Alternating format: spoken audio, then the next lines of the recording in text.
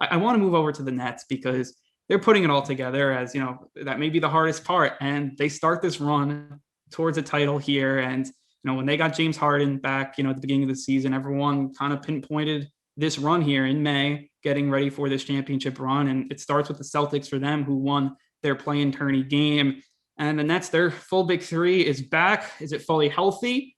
We'll see. It's going to be interesting. I mean, look at the Celtics. They won't be fully healthy without Jaylen Brown, obviously. I think the Nets, I don't think the question's about this series. I think they should win this series in 4 or 5. To me, it's kind of, where does this team go for there? How do they win? Are they winning because of their big three is playing amazing and they're blowing the Celtics out? Or is it really close? They're leaning on their depth, which the Nets have a ton of depth as well. I think that's going to be the more interesting thing about this Nets series. Yeah, I agree. I mean, I have the Nets winning in 6, and that's probably, severely affected by my Celtics fandom. But for series beyond these, they better hope that James Harden is good to go, because without him, they're playing about 500 basketball since they got him in the trade. I think he's the best player on the team. I think he's better than KD just because of the way he can facilitate, or the way that he's shown us this year that he could facilitate. Who knew? He's a triple-double threat every night, and he brings so much more to this team than we could have imagined before he joined. So that'll be something that is very interesting to see in this first series, whether they play him to like his maximum minutes, whether they use him 100% in this series, whether they, kind of try to save him for the later playoff series. But at the same time, I think that the Celtics team won't go down too easily. Jason Tatum, went off in the playing game, 50 points. And he's shown that he can do that throughout this season. He had 3 50-point games this season, which is a very impressive feat, especially for someone in his youth. But I think that, with Tatum, I think Kemba will wake up for at least one of the games. He's kind of been absent since before the bubble.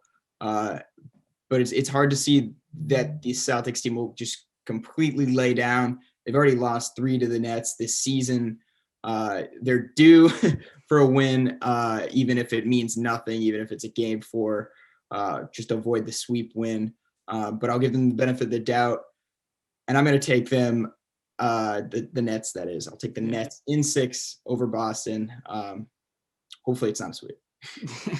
Yeah, I mean, I think it probably will be. It's to me, like, it's hard to sweep, even because, like, you have a guy like Tatum, he may go off for a game, and, like, I mean, if the Nets like load manage in the playoffs, that would be a sight to see. I mean, I don't know how you do it. I mean, I know they're probably that good, and they probably could, because it's not just the big 3. I think they have, a fair amount of depth too, obviously with those 3 guys. And I mean, if they're still load managing in the playoffs, they may. I mean, I wouldn't be surprised, just because a bit of a slap in the face, but exactly. And also, like, like, it's not like the Celtics are like the worst team in the league here. I mean, they're the playoff team. You saw Jason Tatum drop. I think he dropped 50, right? In that playing game. So, like, I don't know. I hope they don't, because that would be something. I mean, and like you talked about James Harden, I was so surprised the way James Harden played. And, you got to give him a ton of credit for kind of switching maybe how he plays a bit. And, I think KD's the better player, but I think the transformation you saw from James Harden is something that I did not expect to see. And that's why I think if they're all healthy, I think they will seamlessly fit, because it seems like James Harden's being that facilitator. He's being a guy that, look, I don't have to score 30 points. Like, I don't need to put up, a million shots. And sometimes he was like that guy in Houston, and it changed for some, maybe he just wants, he's like, okay, we have a chance to win a title. Let's go do it, which probably is the reason. But you got to give him a ton of credit, because when these big 3s happen, you even saw it with like the Heat. It took a while for them to mesh and get together. It seems like the Nets, they've played 8 games together, but I feel like even when they play, or like 2 of them play, it looks seamless. It looks really good. And they're able to play with the other guys, their role players as well, which, to me, you got to give credit to the stars and also to the coaching as well. So whatever Steve Nash is doing, it's obviously working too. All right. Well, here's the question that everybody's asking, and I'll give it to you. If the Nets fail to win a championship, was this season a bust? It has to be. Like, this is a championship or bust team, and like especially how the league kind of shaped out this year with the Lakers being kind of banged up, and the Eastern Conference isn't that strong. I think the Sixers are a solid team. I don't think they're as good as the Nets though, and the Nets should be, at least through the first 1 to 2 series, they should be able to win series in 4 or 5, probably 5.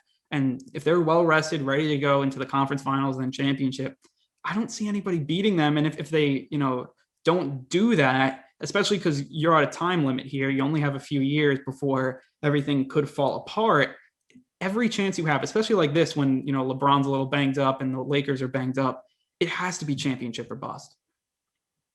Yeah, I mean, I'm going to agree with you on that. The only really way that I see them losing is if there is injuries to any of their big three, or if they just can't play well together when it comes down the stretch.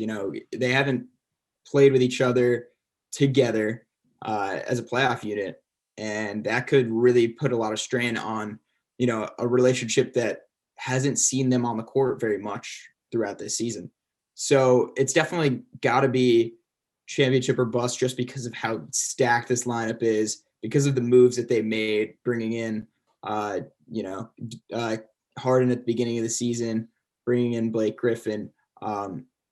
They have such a star-studded lineup that it's just really hard to rationalize a loss anywhere before the finals. And even losing the finals, that's still an L. It's a big shortcoming for a team that has so much talent and so much hype around them. Yeah, I mean, like, you talk about injuries, and I think it's interesting because I like to say, a championship or bust barring injury.